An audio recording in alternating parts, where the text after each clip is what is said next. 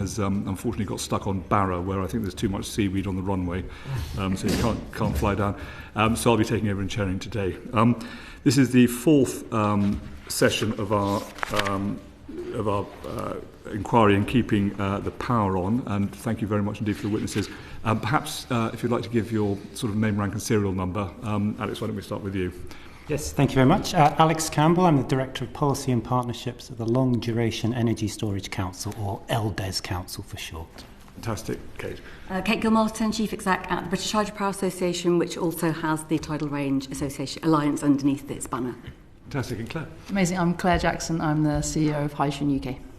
Fantastic. Well, look, thank you very much indeed. I mean, there's obviously there's this great conundrum about whether sort of, how are we going to keep the power supply coming along? And what we're really interested to start off with is the sort of the relative advantages of having energy storage versus coming along with kind of more dispatchable energy, more traditional lines, or indeed more interconnectors.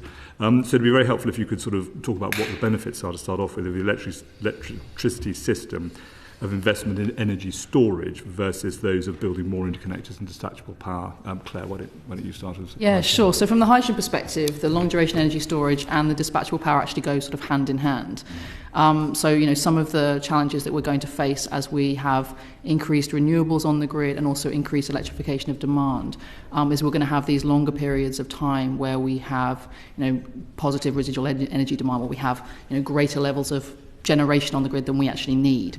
And that's where hydrogen can come in, and we can divert that power that would otherwise be curtailed into hydrogen production.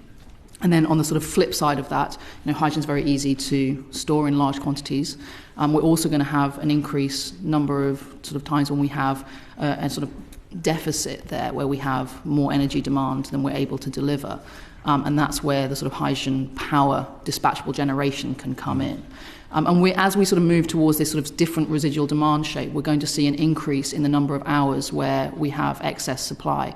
So the A3 study last year demonstrated that could go from 1% of hours to 36% of hours between 2025 and 2035. And that's where sort of hydrogen can come in. And similarly, we're going to see these big demand peaks, which, as with these increased electrification of demand, could spike from, in 2025 being sort of 21, 22 up to sort of 73 gigawatts of demand. Hydrogen won't sort of provide all of that, but the place that hydrogen will sit within those sort of load factors of between sort of 5 and 25, 30%. There's a sort of combination there. The Committee on Climate Change for 2035 indicates we're going to need around 40 terawatt hours worth of dispatchable power, and 30 of that will be provided by hydrogen, and the rest from gas CCS. Let's just ask one sort of technical question, because a number of people have raised the fact that the loss of energy and conversion of electricity into hydrogen is about 27%, if I remember rightly. That sort of order of magnitude.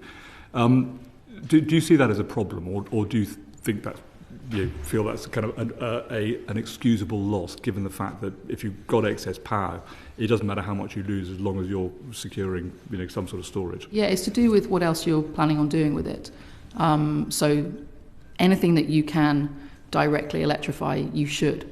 However, as I said, there are going to be these increasingly large proportions of time where we're going to have excess power on the grid. And then it's a no-brainer to use that to convert into hydrogen, which we can then store for the times that we need it. And sure, there are losses associated with that, but the greater loss is in curtailing and losing that energy altogether. Fantastic. Kate, do you want to? Yes, I'd say that it's not a case of either or, it's a case of and. We need a portfolio of everything. In terms of dispatchable generation, we've got hydropower. That's currently giving 900 gigawatt hours of storage, and there's potential for another gigawatt to be brought online, half of which would be conventional hydro or reservoir hydro with that additional storage. And I think it's worth pointing out that actually we need to look at storage across a transmission and a distribution network as well. Over a third of our generation is actually connected to the distribution grid, so we need to think about storage at both transmission and distribution. distribution. I think in terms of interconnectors, we've obviously had a massive uptick in the amount of interconnectors brought forward through the cap and floor, which is really useful, but we should, as a nation, be looking at being a net exporter of energy. We've got huge indigenous generation potential, which could be exported. So those interconnectors shouldn't be there for balancing necessarily, they should be there for our export. Which brings me on to tidal range, great potential for a huge amount, 20 gigawatt potential of tidal range. Again, that's part of our indigenous generation and possibility to export.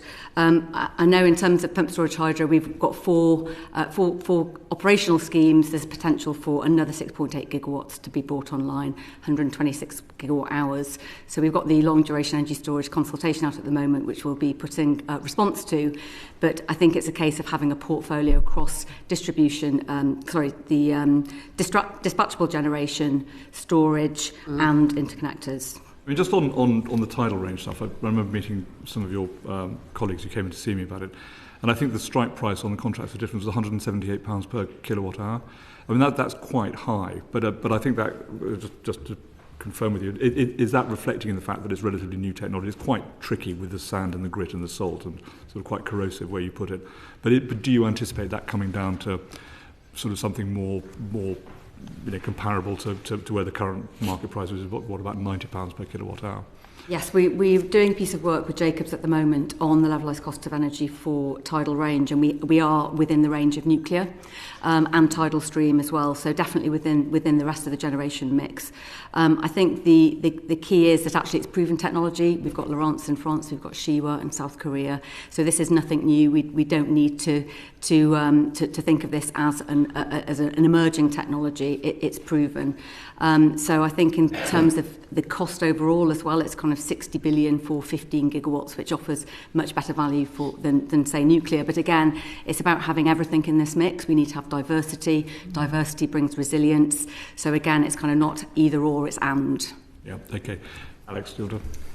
Sure, thank you. Thank you for inviting us. And I should say the LDES Council is a global association rather than British specifically. And we do actually have members from the hydrogen and pumped storage hydropower side of things. And I fully support the previous comments. So just being brief in answering the question. So in terms of the benefits costs overall, so we did a global level of analysis looking at the benefits of deploying long duration storage in various different forms.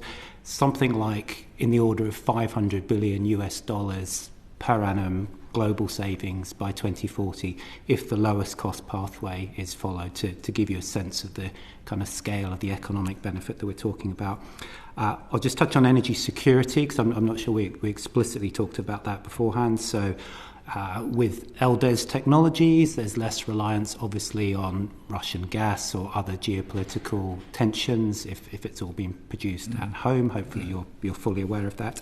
And also in terms of the raw materials that are actually used. So in comparison with, say, lithium ion, some of the novel types of long-duration storage don't require the same types of materials in quite sensitive parts of the world. In terms of environmental impact, something else to think about.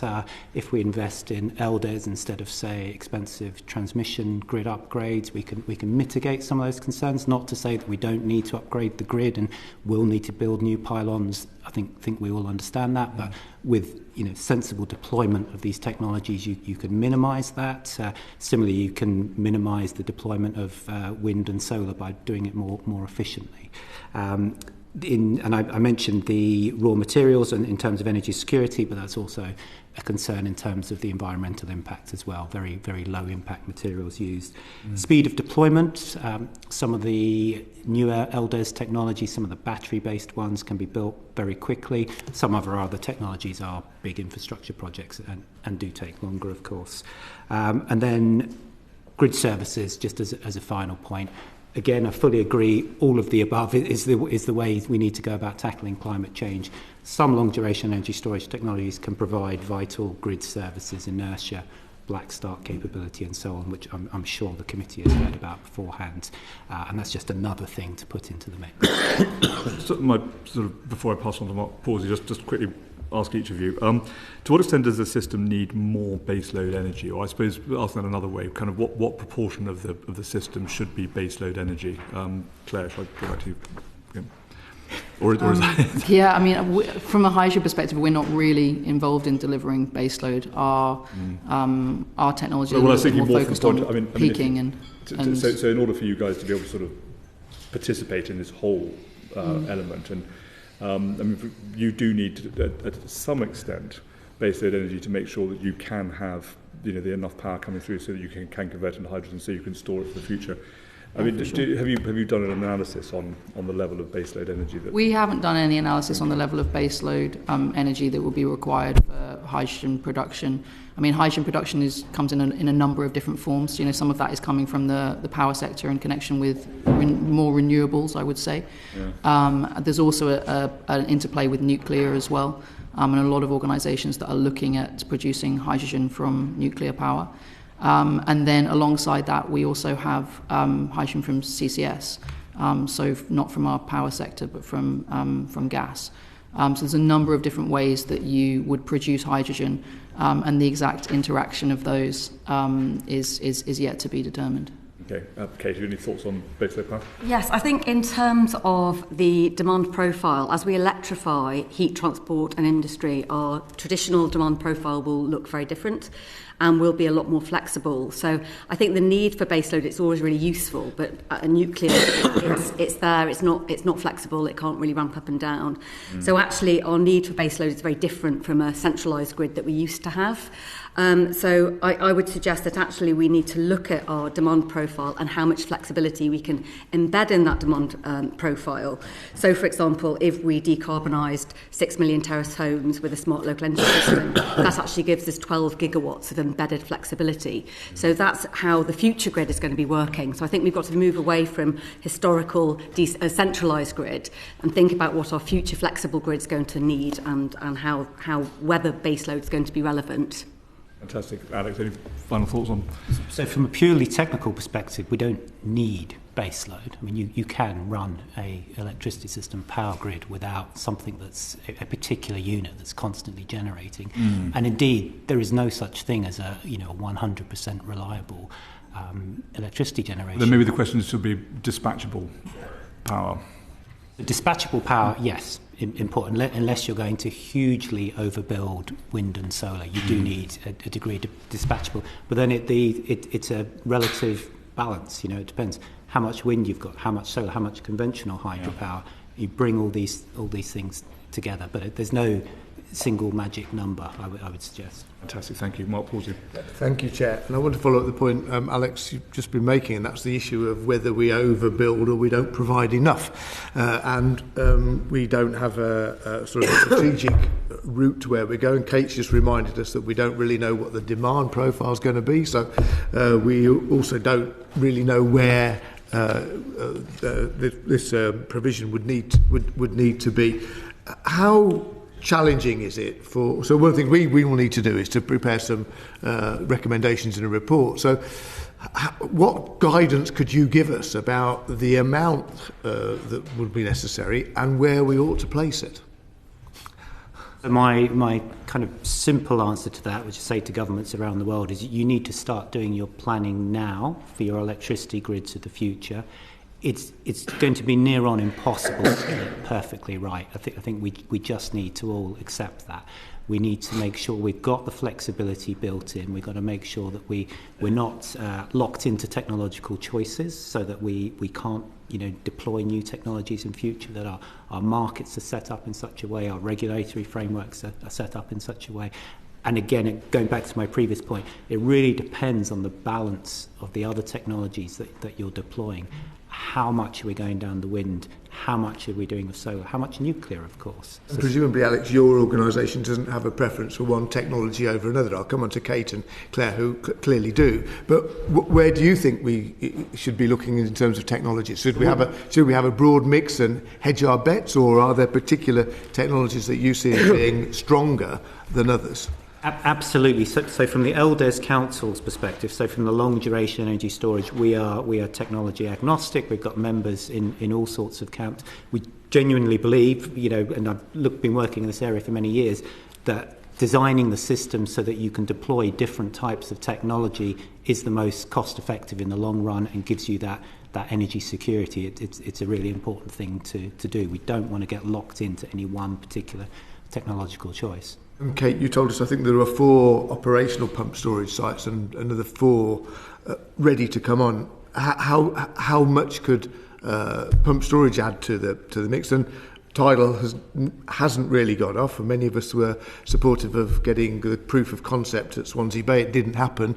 What obstacles have we got to get over to get something in place there?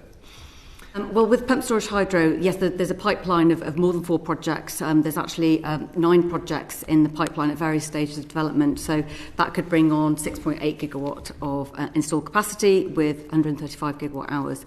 So we've got the consultation. We're hoping that we can bring forward a cap and floor and get that pipeline moving, which would be huge assets for the net zero transition. In terms of tidal range, we're wanting to develop a government industry partnership, a bit like the Offshore Wind Commission in 2012. It's a great opportunity. It's within the price range that we need to have. It's timetabled energy generation. It's near centres of demand, so we're not going to be constrained by the big transmission constraints that we've currently got. And just on the kind of broader, I think we have to have the whole systems portfolio approach, which the Future Energy Scenarios does that really well. So in terms of your point about overbuilding, I don't think we've got that issue because we've got the Future Energy Scenarios, we've got hopefully the FSO being directive around what we need to keep the lights on in the future. But also in terms of grid connection, we've obviously got a lot of constraints and connecting to the grid's a big problem. So in terms of overbuild, that's not going to happen for really quite a long time because of those grid connection issues. Yeah, and you reminded us that tidal isn't an emerging technology. It's been around a long time. I remember visiting La Rance in France when I was a schoolboy. So that tells you how old that might be. Why haven't we made more progress there? What do we need to do? I think we haven't made progress because we've always been, the mantra's always been levelised cost of energy, which is a really blunt instrument for looking at our energy, a diverse energy generation mix that we need for a future grid. We need to look at resilience, we need to look at systems benefits, and levelised cost of energy doesn't do that. It just looks at the cheapest kilowatt hour. And actually, often, cheapest kilowatt hour is not going to give the best value overall for future generations as well. So that's always been a really big blocker. And it's a big infrastructure project as well. It's a bit like nuclear. It has a long lead time. It's got a lot of development consents to go through, which is a high capex. So without government support and without that price stabilisation mechanism, we're not going to get the investment going into that as an industry, which we really need in terms of a kind of cornerstone for our decarbonised grid of the future. Okay, and Claire, this committee visited Fife, where we saw a wind turbine generating electricity that was converted into hydrogen that was being used in home heating. But we well understand that often wind turbines are turned off and it's almost a no-brainer to use that energy for a purpose, and you would advocate hydrogen. How much can hydrogen contribute? In terms of how much hydrogen storage we'll get, because there's obviously different elements of this. We're looking at the generation and we're looking at the storage. So in terms of the amount of hydrogen storage that we're going to need, the Royal Society estimates that by 2050 we will need between 60 and 100 terawatt hours worth of storage. At the moment we've got 25 gigawatt hours worth in a salt cavern in Teesside that incidentally has been running since 1972. So if we invest in this infrastructure, it lasts a long time. I think we can also sometimes get a little bit caught up with what the 2050 picture looks like. And the reality is, whether it's 60, whether it's 100, even whether it's 20, we actually need to get moving with some of this. The estimates around the amount of hydrogen storage that we'll need by 2035 is roughly similar between our Hydrogen UK estimates, the government's estimates, the National Infrastructure Commission. It's around sort of 10 terawatt hours. So this is something that we need to get moving on really quickly. And then in terms of the sort of the power, the dispatchable power generation, again, the CCC in its estimates around the 2035 power system estimates that we're going to need around 17 gigawatts of dispatchable power. And their modelling would demonstrate that about 14 of that would be hydrogen. Again, at the moment, we have nothing in that area. So there's an awful lot to deliver in a short space of time. It can be delivered, but we need to get a move on. Okay, and the hydrogen that's generated, what's your preferred use for it? Is it to get into the gas network and to be used for home heating? Is it to be used for industrial purposes? Is it to be used to power turbines and create electricity? What would you do with it? So I think there's a number of aspects. I think, the priority, particularly over the next decade, will be to decarbonise our industrial heartlands, to provide hydrogen for the industries that need it, and ensure that we keep those industries in the UK and protect UK jobs. Alongside that, hydrogen will need to play a key role within the power sector, and there's large volumes of hydrogen that will be required in that sector, and that needs to be prioritised if we're going to be able to decarbonise power by 2035. And then alongside that, we also have, there's going to be big demands from things like large-scale transport applications such as maritime and aviation, sustainable aviation fuels. So there's going to be a big pull on that hydrogen, which is why we need to increase production capacity quickly. Thank you. Derek Thomas. Thank you, Chair. Kate, can I start with you? As I read through information that I've got, it seems that grid constraint is a real problem. And it's not a new thing, but so what I'm trying to understand is how much energy storage can do to fix grid constraint and save on constraint costs, and whether, in a weird way, the grid constraint actually also stops the investment in the storage. Does that make sense? Yes. Well, I suppose the constraints are many. Obviously, we've got a problem in terms of curtailment, which happens when we've got too much generation and not enough demand.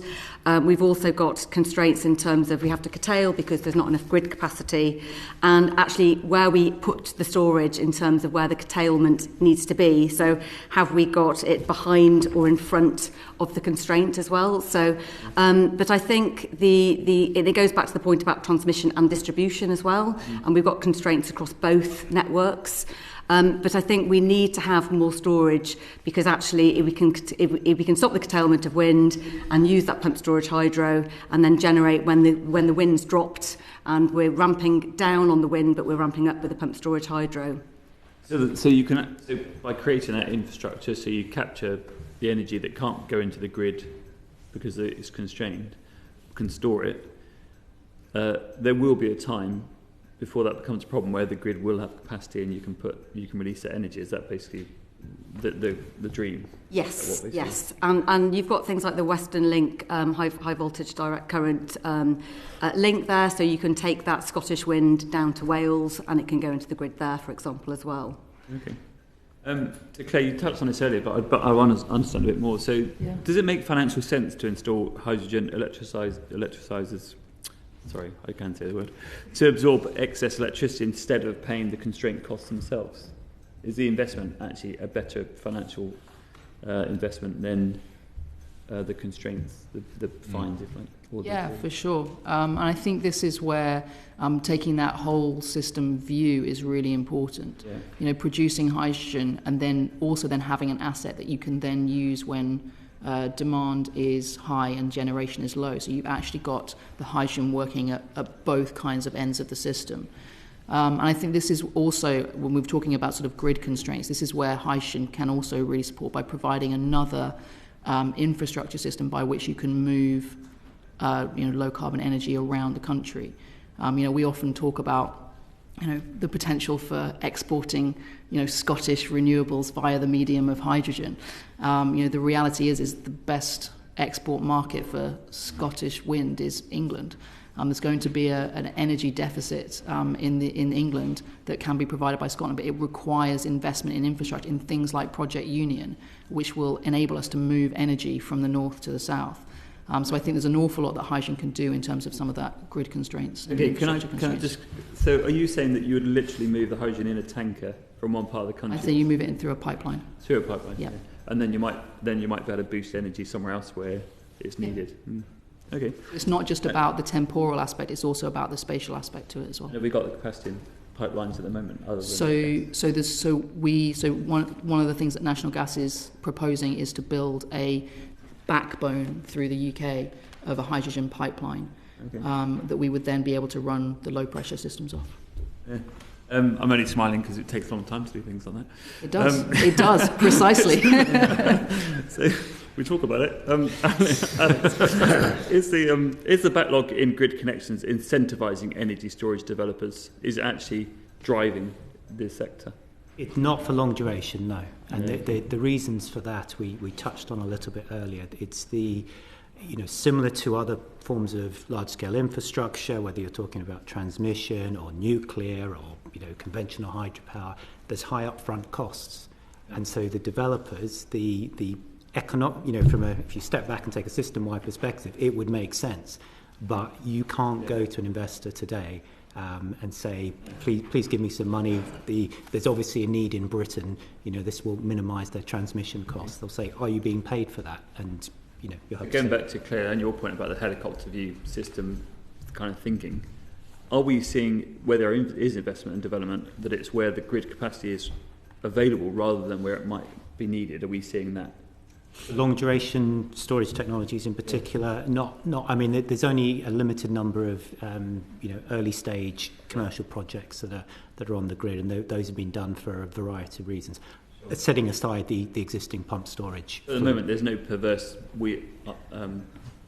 development where we're just developing what we need, but only where the grid capacity is rather than across the... Not that I'm not sufficiently expert on the grid connection charges in the UK, but if I could just make the point, though, that with things like novel batteries, of course, you can deploy them almost where you like. I mean, you wouldn't put them in the centre of London, but they don't have the same type of constraints that other technologies do. Sure, and I think we come on to that. Kate and Claire, do you have any view on whether what's driving this is the tail wagging the dog in terms of where investment's being made? No, I mean, with pumped storage hydro, obviously it's geographically specific. We need the right geography to put pumped storage hydro in, especially the large-scale ones. Yeah. We have smaller technologies which are, high-density, closed-loop pumped storage hydro, which are less defined by where they need to go because they can use smaller hills, but they tend to be smaller in megawatt capacity, and again they look to connect at distribution rather than transmission. Yeah, so I think it's with the range of technologies, we have to again look at this portfolio. Each technology offers something different to the grid, but they are all constrained in what they deliver for the grid, whether that's generation profile or geographic constraint as well. So that's why we need this spread of everything. I mean, hydrogen storage will be located where the geological stores are, so whether that's salt caverns or what's currently being used as sort of gas storage. Okay. And I think the sort of focus for us in terms of getting that storage up needs to be in places that are located near to some of the industrial clusters. Okay, great. Thanks, Chair. When you talk about salt caverns, I mean, you're talking about a huge amount of storage capacity. So this is more than the sort of the gasometers that we see dotted around, left over from the town gas grid. Yeah, so I mean, currently, as I said, there's one salt cavern that's in Teesside that's got a capacity of about 70,000 square metres. It's about 25 gigawatt hours worth. Okay. There is around 2,000 terawatt hours worth of geological storage in the UK. That could potentially be used for hydrogen. And I think this is where potentially this question of overbuilding is a bit of a moot point. There's going to be a huge requirement across Europe for energy storage and hydrogen storage. Europe's looking to import a lot of hydrogen.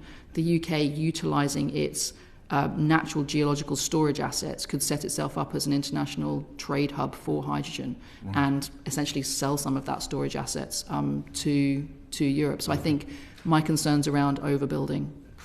They're fantastic. That's really helpful. Fantastic. Lloyd Russell-Moyle. With those salt caverns you're saying, that upper limit, the terawatt hours, that's to if you use every single... Yeah. And are there other uses for these salt caverns? So... Are you competing against, kind of other industries or other uses? Not that I'm aware of. I think, you can store hydrogen in them. I don't think there's anything else that you would want to store in them. CO2, I think there's probably better places. CCS project. There's probably better which places. Which you're going to need for your blue hydrogen anyway. I think the CO2 storage is more likely to happen offshore. How quickly can you scale up long duration energy storage in the UK? So from a hydrogen perspective, the salt caverns take time to build. They have quite long lead times. They can be up to sort of 7 years in terms of the sort of build times, which is again is why we're under a lot of pressure in terms of the timelines in order to get these things up and running. Sort of repurposing some of the sort of gas storage and flushing and preparing those can be faster. How long does it take to repurpose gas storage? So that can be sort of 2 to 5 years. That's excluding some of the permitting aspects. And that requires you to not be using it for gas storage. Yes, correct. In that period of time. So, for example, if you look at something like Centrica's Rough asset, you can use that for gas storage in the sort of interim, and then you can convert that to hydrogen. So it's sort of hydrogen ready as a storage. And I think, and this again is where I think we've seen some of all the gas storage, and I suppose in consequence the gas network, only becomes available once you've switched off gas. And we're talking about hydrogen as a potential replacement for some of that gas. Right. So there is an intervening 5, maybe even 10 years where you have no gas and no hydrogen. So I think so. For example, there's onshore assets that you can use for hydrogen storage.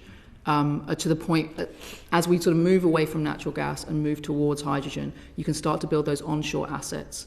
And then when the sort of point comes where you want to... What do you mean onshore assets? So like salt caverns. Okay. So you can use salt caverns that are currently not storing anything. You use salt caverns, and that's a 7-year lead. Yeah. And then...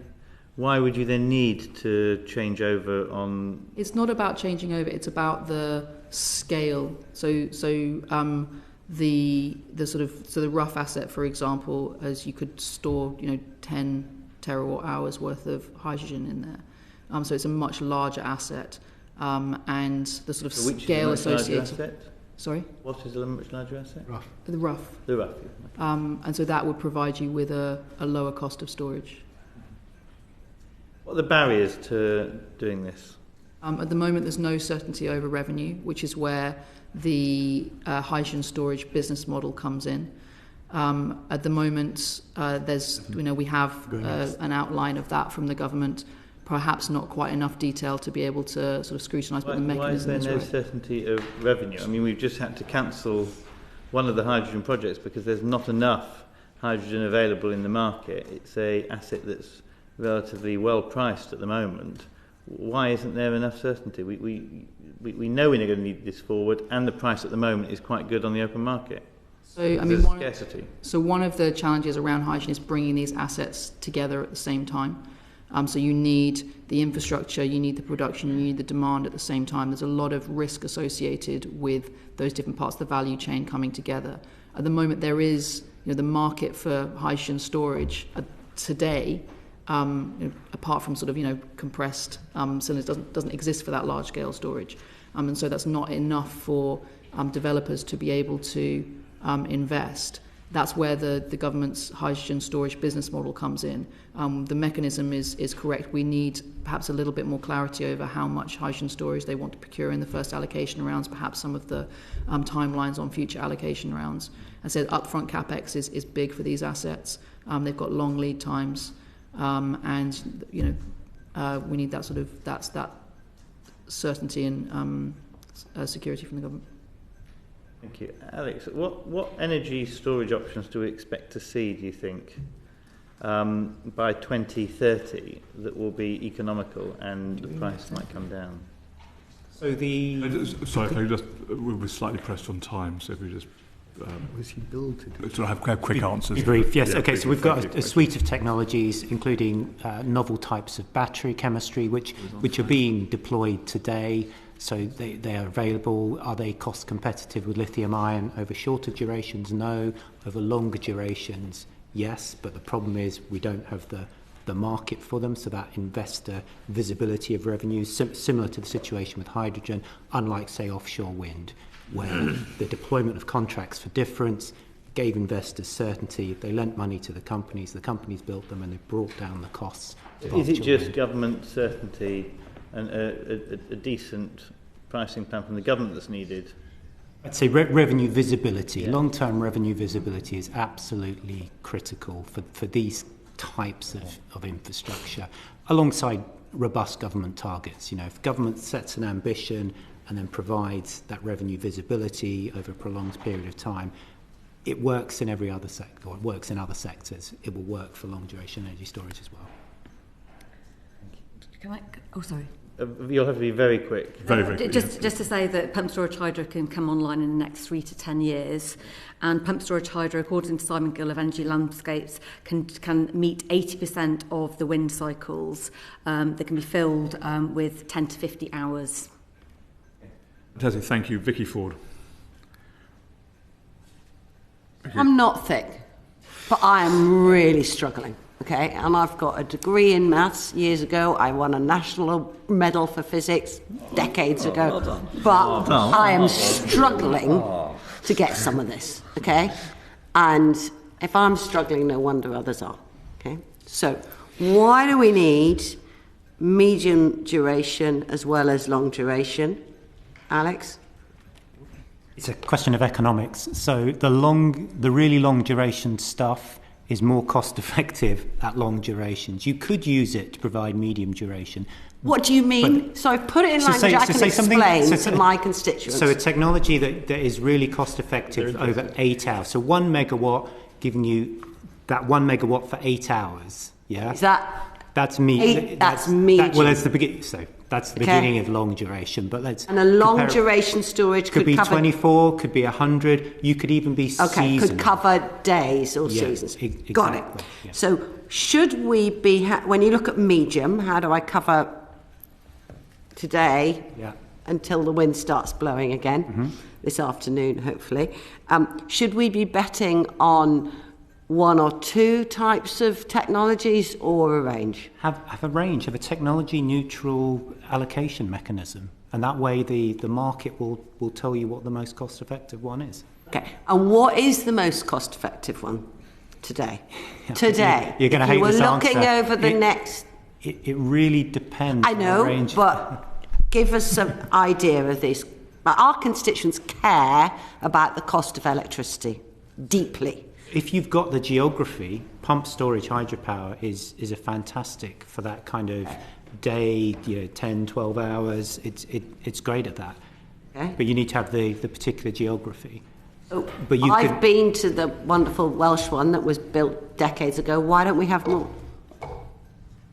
I would suggest it's because of the lack of a long-term revenue visibility. Pump storage cheapest, and then when you get into cheapest in a particular site, in a particular in the place right in size. time. Okay. If you're putting it in the south of England, then some sort of novel batteries, compressed air, liquid air storage, heat, they all come into the mix as well. And you still haven't got to hydrogen when you're going down that list. You can put hydrogen in the mix as well. I don't know about the cost today of green hydrogen. I don't think. So let me go to Claire. Let's assume it's green hydrogen. How does cost of green hydrogen with hydrogen storage compare to gas with CCS? So hydrogen is a little bit like where offshore wind was 10 years ago. So it's still in the range where it's quite expensive. And so it needs that sort of government support to get deployment up and costs down. So again, where you're looking at gas... Government support means taxing my consumers even more on their electricity bills, okay? So investment in the future. How expensive... we know carbon capture and storage is very expensive. How expensive is hydrogen with storage compared to gas with CCS? So if we're looking at the two, so it depends on which range you want to produce power. So because the upfront cost of gas... Is it cheaper? Is it more expensive? Okay, hang on a minute. So gas CCS has a high upfront capex, but lower OPEX. Okay. Hydrogen has lower capex. Let's look at payback periods. So I've also been an investment banker. Let's look at the payback periods. Investing in these things. Yeah, so it takes you have more upfront capital for your CCS. So how many years payback? It depends on how much you're using it. So this is where the load factors are really important. So for the power plants where you want to use them for longer periods of time, for a greater proportion of the time, anything over a 30%, it's more cost effective to use gas CCS. Anything between 5 and sort of 25-30%, it's more cost effective to use hydrogen. Because of the difference between the capex and the opex. So gas CCS, big capex, lower opex. Hydrogen, lower capex, higher opex. You're saying they're both really expensive. I'm saying they're more cost effective in different ranges. And I'm really not convinced that I could convince my constituent down the Dog and Duck to put hydrogen in a salt cavern safely if we've never stored natural gas in a salt cavern. We have stored hydrogen in a salt cavern in Teesside since 1972. Thank you. Very helpful to know that. Alex, thermal energy storage, Really where does that important. come? How Thank do we you. encourage more of that? Really important point to make there. I mean, globally, actually, the potential for thermal energy storage is even more significant than electricity storage. It's being deployed at the moment around the world. Molten salt technology is used. There's gigawatts of it globally. We're seeing the deployment of thermal technologies in industries like food, for example, food manufacturing, where they want a steady supply of high quality heat, pairing that with renewable generation. My understanding is that when the government looks at storage at the moment, we assume all the stored energy would come back as electricity rather than coming back as heat. Is that right? That's my understanding. How do we unlock that coming back as heat? The current consultation is focused on electricity. I think you would need a new policy framework in order to support heat. One of the really important things this committee does, in fact, probably the only important thing it does, is make recommendations. Okay, so are you saying to us it would be helpful to if we recommended something about needing to look at what recommendation would you ask us to make? I would, yes, absolutely. Support low carbon heat, including through thermal storage. It's really cost effective. We're seeing it being done commercially in some markets as test projects, as companies who want to move into this space are starting to test the waters, but it will need, as ever, government policy across the piece. Give me a really nice example of where you store that heat.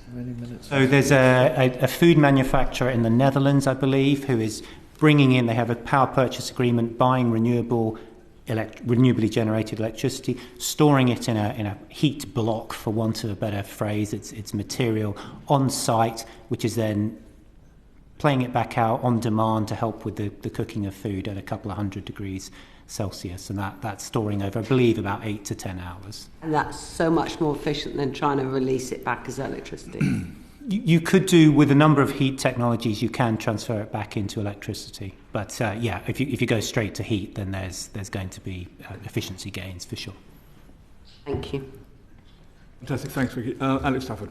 Thank you very much, Chair. So, Claire, a couple of years ago, Elon Musk said that hydrogen was the most dumb thing I could possibly imagine for energy storage. Why is he wrong? I mean, it depends on how long you want to store energy for and in what quanta. So, for some of the technologies that Elon Musk is looking at, where batteries are a really good shout, for those short durations and like smaller amounts of energy, batteries are brilliant. But for that longer duration, large quantities of energy, hydrogen and sort of chemical forms of storage are the option. And so I think, yes, Elon Musk is possibly right in some areas, but if you look at storage as the whole, you need batteries and you need hydrogen. Drilling down into blue hydrogen in particular, what is the future of blue hydrogen? We want to go to green hydrogen. Blue hydrogen, there is generally going to be some sort of CO2 leakage, so it's not going to be 100% carbon neutral. We have to have huge CCUS plants built, which are going to add, obviously, to the costs. What is the future of blue hydrogen, and should we be even looking at blue hydrogen? Should we just instead be focusing on green hydrogen? Absolutely, we need blue hydrogen. Blue hydrogen gets us the volume, and it gets us the volume fast. So the build-out rates for green hydrogen are going to be constrained over the next decade by supply chain challenges, which means if we have blue hydrogen alongside that, we're able to decarbonise our industries, we're able to decarbonise our power sector faster, and with the rate that we need to decarbonise, the combination of blue and green hydrogen is the best way to achieve that. Can we afford to do it? Because for blue hydrogen, you'll generally need a lot of natural gas to burn. Obviously, natural gas prices are quite high, and at the moment they're incredibly volatile with the various wars going on. Or should we even be looking at a technology, blue hydrogen, which frankly is going to be so volatile price-wise in a short period? Yeah, I mean the fluctuations in the price of natural gas have impacted the CCUS-enabled projects. However, the strike prices and the cost that they're able to achieve is still competitive with the other technologies that are available. And obviously, you mentioned that the strike price changing. Obviously, natural gas is a lot more expensive than it was a couple of years ago. How has that affected the development of blue hydrogen and hydrogen generally? Has it sort of retarded the progress of the hydrogen industry because of the higher gas prices? I mean, I think that the higher energy prices, the energy security crisis in general, has sharpened the focus around the need for hydrogen and the need for energy storage, and perhaps some of the short-sightedness in the past around the need for energy storage. I mean, we've talked a little bit about Rough today, but the independent analysis shows that if we'd redeveloped our gas storage, we would have saved £5 billion on consumer bills over the last 2 summers. So I think the £5 billion over the last 2 summers just from redeveloping Rough, and I think that decline of energy storage in the UK has cost us. Energy infrastructure it's not sexy, but it's really, really essential. And I think, as I said, the energy security crisis has sharpened the mind over the need for assets like hydrogen if we want to be able to continue to increase our deployment of renewables whilst not completely crippling ourselves with grid balancing costs, and if we want to provide that energy storage that we need to secure our future. And also, you mentioned talking about availability in your various answers. How serious an issue is hydrogen availability, and do we need to radically prioritise what we use hydrogen for, i.e. just industrial uses? Because obviously there's a lot of different trials going across the country still, parts of the country about in the pipes and other like. Should we just be focusing on industrial usage? Or anything else? I don't think that we can.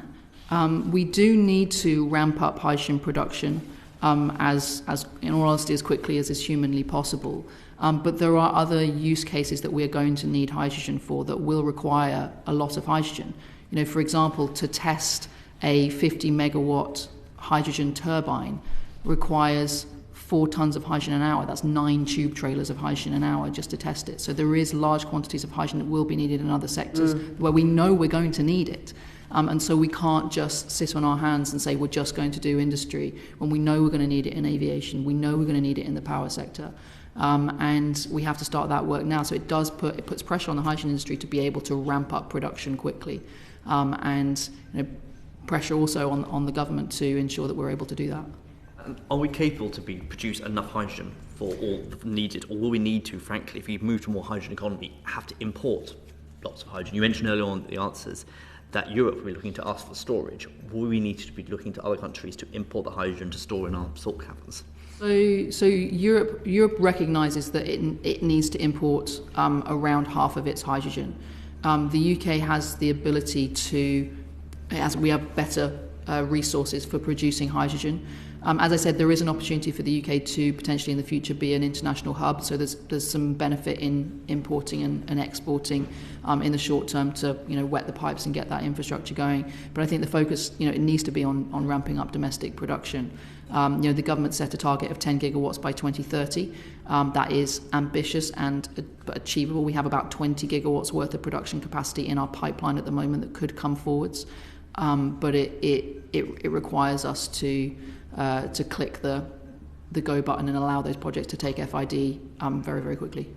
And just on green hydrogen and the round-trip efficiency, which is, I think, different quoting between 18 is like 46%. The round-trip efficiency is actually very low compared to other things. Is it actually feasible to store and cost-effective to store green energy, green hydrogen? So, I mean, the round-trip efficiency involves, if you wanted to turn it back into electricity. Which you mostly want to do. Well, I would say a lot of our applications don't. So, all of our industrial decarbonisation, you're using it as hydrogen. If you're using it in our aviation or maritime, you're using it as hydrogen or a hydrogen derivative. There are some aspects where you would want to turn it back into power, but again, this is where we're using our curtailed energy, producing hydrogen, and then producing back electricity when we need it. So that's sorry. Thank you very much. Thank you, Vicky. I think you want to come in with something very quickly. You're making a really good case for hydrogen, but we still have constituents who are really concerned about the safety. Sure, we appreciate that. And that, it's a whole other discussion. But hydrogen or ammonia? It depends on the application. So if you want to use it in maritime applications, you're probably looking at ammonia. Ammonia, you don't really want to get too close to a consumer because of its toxicity. So you're probably looking at, you wouldn't use it anywhere like that. But certainly you can look at ammonia turbines. It also depends on where the hydrogen's coming to, whether you would want to convert it into ammonia. You don't necessarily want to do that if you don't need to. But ammonia for fertilizer production, green hydrogen will be a big constituent input to that. Do any of you? Sorry. Claire, I'm looking at the government's recent announcements on hydrogen transport and storage, and when it comes to storage, they say that their minded positions, as it were, the ones that they favour, are a revenue floor to mitigate demand risk for storage providers and an incentive to maximise sales to users and a mechanism to give the subsidy provider potential share of the upside. Can you explain that to me? Yeah, so essentially your revenue floor is basically the minimum revenue that a developer needs in order to make the project viable. However, what we also... How are you going to know that? Because surely it depends on the things that you're pointing out before. It depends on the capex of the capex and the opex of that particular storage asset. So that can be something that's sort of calculated by the developer, that's then put to government and said this is the revenue floor that would be required for this particular asset. And then you basically have a sort of like a gain share mechanism, which means that if you're able to share that, if you're able to sell essentially that storage at a greater price than that sort of like that floor aspect, the government would take some of that and the producer would take some of that. So it basically incentivizes producers to sell not at the sort of like the bottom level price, but encourages basically you get some price discovery and you also incentivize them to sell it at a higher rate, which saves money for the government. Okay, take me through the RAB model, okay, because they're saying that they want a regulated asset base alongside an external subsidy mechanism. So the regulated asset base is going to help you with your upfront investment costs in constructing these facilities. So the regulated asset-based model is for the transport infrastructure. So that's looking at the sort of pipelines, and the regulated asset-based model is it's the same model that's currently used for our gas pipes today. Right. Okay. So that's the transport side. The storage side, I still don't quite understand where are you making your money on the storage? Because it's in the interests of the storage provider to keep as much in there as possible for as long as possible, is it not? So yet what we want is actually we want a fairly good through flow because we want to be using this stuff, not keeping it locked away.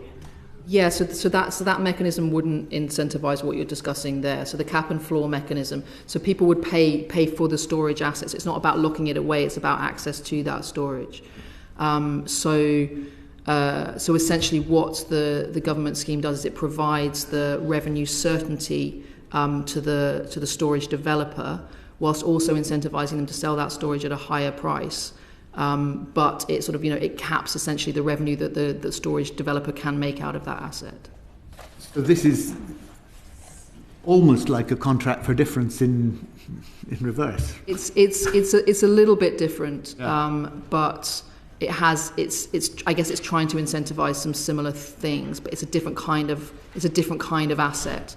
So the way that it's produced is different. So I feel like I'm explaining this really badly. It's tough stuff, as Vicky said. Okay, let's go to getting the investment there. Is what the government has set out going to be sufficient to incentivise the scale of investment that we need? So our view is that the mechanisms that they've chosen are the correct mechanisms.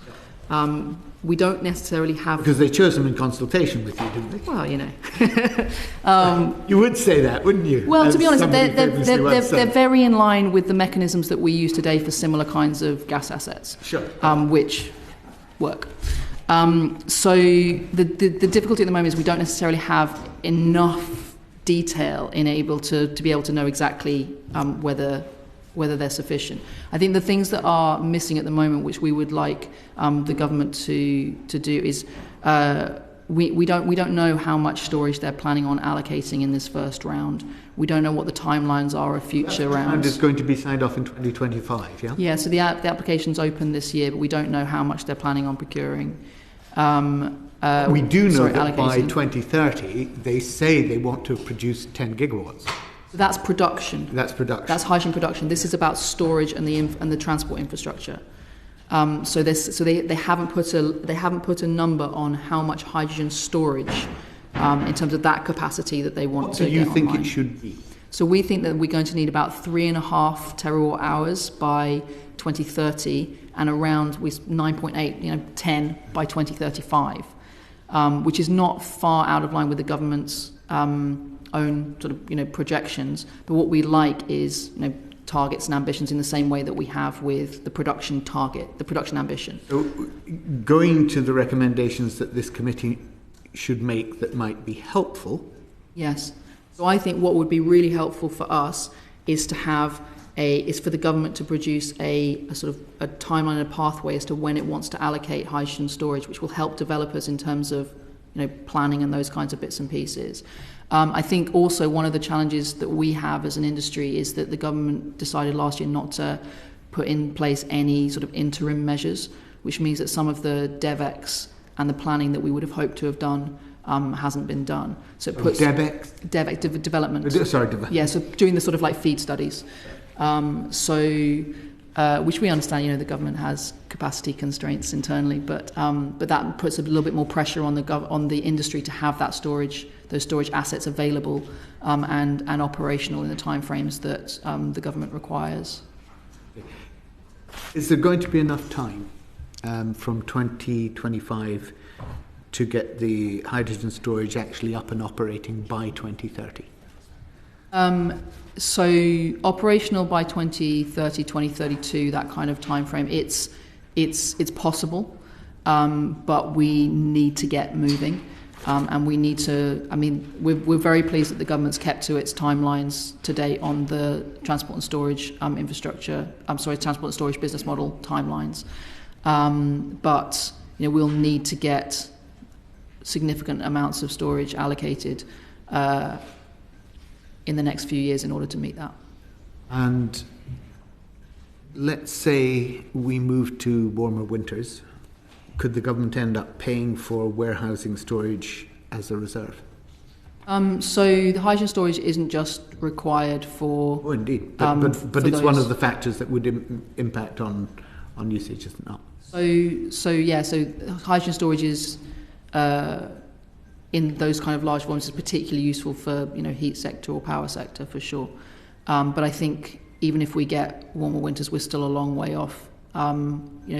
even if we're at the lower end of what we need, what we would build in the next 10 years. You never know, we might do an insulation scheme that actually means that we don't use as much energy in our homes. I mean, that, God help us, that would be novel, wouldn't it? I mean, amen. Let's have that, a bit of that going on for sure. But I think, the residential demand is a proportion. We also have industrial demand, transport demand, all of these other things which require an element of hydrogen storage. And I was interested, just finally, in what you were saying about the hierarchy. In response to the question on hierarchy, using it for your cement production, ceramics, glass, and so on, steel industries. Is the current projection of where the storage and the transport facility is going to be focused around where that primary need for the high intensive uses are? So if you look at the sort of like the pipeline of some of the storage projects that would hopefully come online first, they are situated near those industrial clusters. Yes. Just second, finally, given that I've got one more minute, you were talking about the need for blue hydrogen, and the costs. You've got the cost of the gas, and you've got the cost of the CC. The combined the capture and use and storage, and you've got the depreciation in your energy, the reduction in the energy through the whole process. How much do you get out, and how is it cost effective? In terms of percentage of your initial energy input to your actual output. I mean, you're going to hate this answer, but it depends on a number. It depends on a number of factors. I mean, we can get some written submissions to you around some of the ranges of that, if that's helpful, and some of the sort of cost implications of that, if that's helpful. I think it would be, because you say, well, we've got lots of gas and we need to get on with it, but and we're not going to have enough green hydrogen because we're going to be constrained in our renewables for other purposes, aren't we? I mean, that's one of the advantages of blue hydrogen. We need to build out our renewables, and we also need to electrify a lot of things, which means there's going to be demand on those as well. So we need to build out our green electrolysis capabilities, but blue can really support that in terms of particularly over the next sort of 10, 15 years, but also beyond that. Cost per unit comparison between green and blue? I'll be able to tell you that later this year, but at the moment. At the moment, blue is a lower cost form of hydrogen than green, but that will switch. Thanks. Fantastic. Mick Whitley. Thanks, Chair. My question is to Kate. If the government sets a model that we need tidal range, how long would it take realistically to complete a full-size project in the UK? Well, it depends on how far the project's progressed, but we estimate for design and consent around 3 to 5 years, and then build another 5 years. And what barriers would you most likely to encounter, and how many years could they add to the development time? Well, I think most of the barriers would be overcome through that design and consenting process. Obviously, environmental considerations, working with the Crown Estate, etc.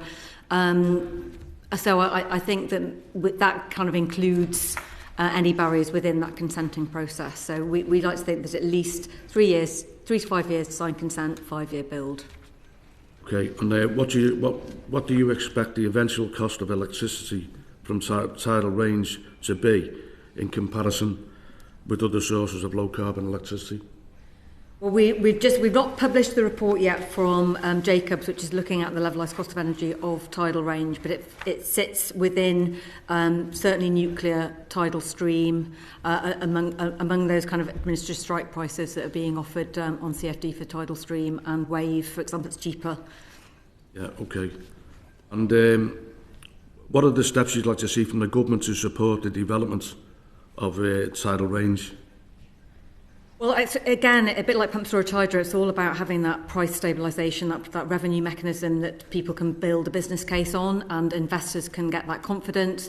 So again, we're thinking that actually the regulated asset base, as per the Thames Tideway, and actually using the model that was brought forward with Thames Tideway, with Ofwat, but working with Ofgem to do something similar.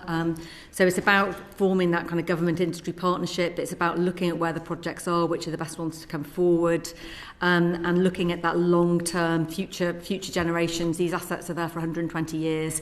And also it's a case of the co-benefits, for example, looking at flood defence. Actually, we can put flood defences in and they're just a tax burden. Actually, if you can make them into tidal range, they're actually a revenue generator as well. So there's all sorts of co-benefits, largely UK supply chain, etc. Using offshore wind as an example, we've had that process from 2012. I think one of the things that didn't happen with offshore wind was the supply chain went offshore. And I think we have to have that industrial strategy with government to make sure that if we're building an industry, we're making sure the job skills stay within the UK so we get the maximum benefit of a new industry. And bear in mind that the government pulled the plug on the Swansea Lagoon. What would be your opinion in attracting private investments? If the governments are reluctant, to meaningfully get involved in tidal range.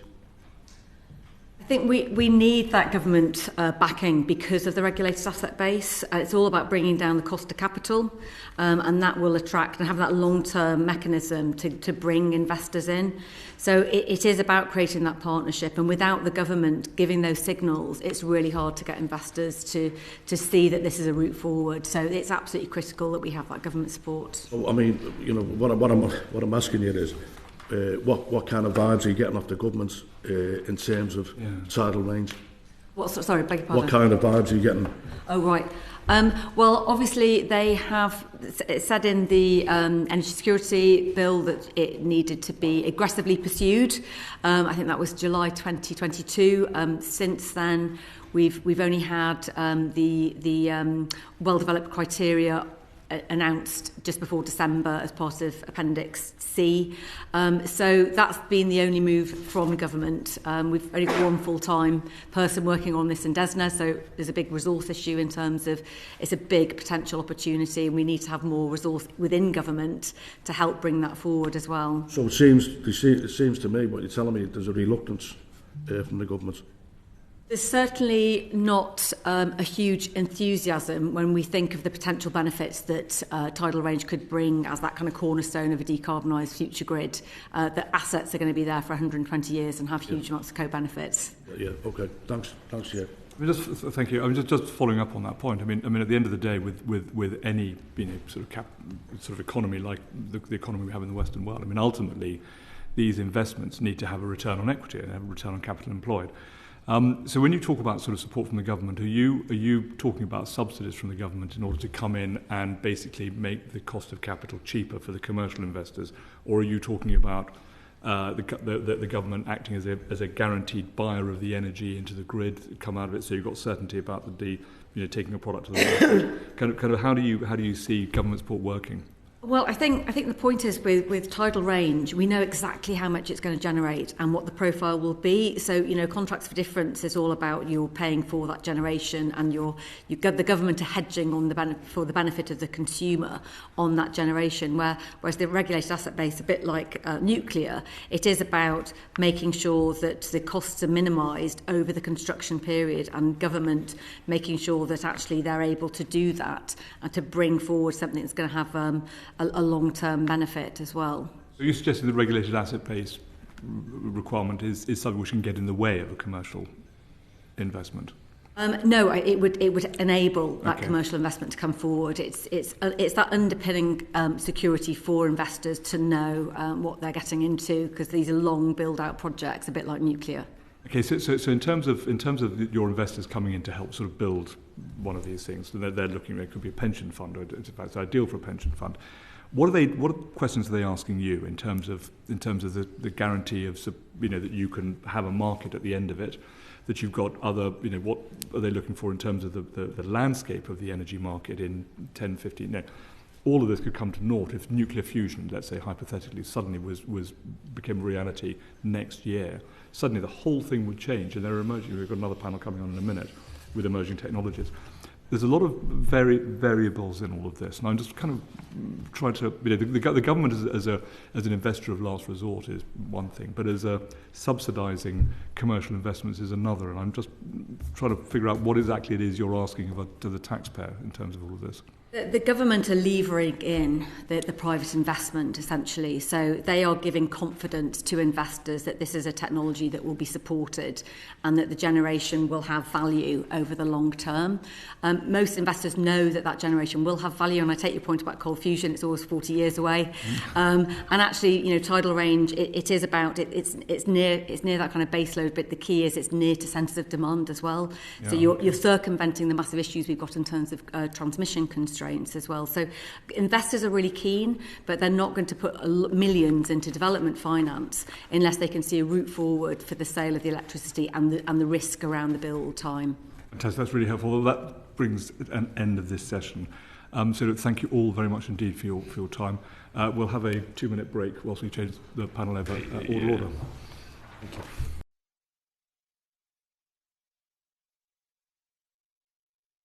The proceeding is currently suspended.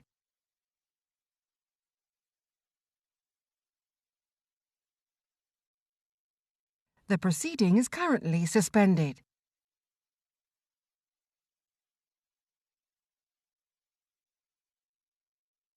The proceeding is currently suspended.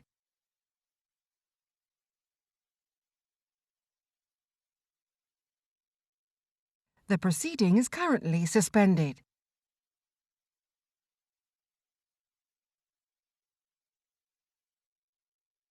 The proceeding is currently suspended.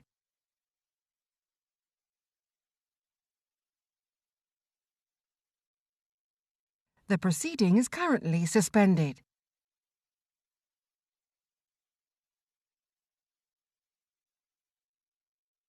The proceeding is currently suspended.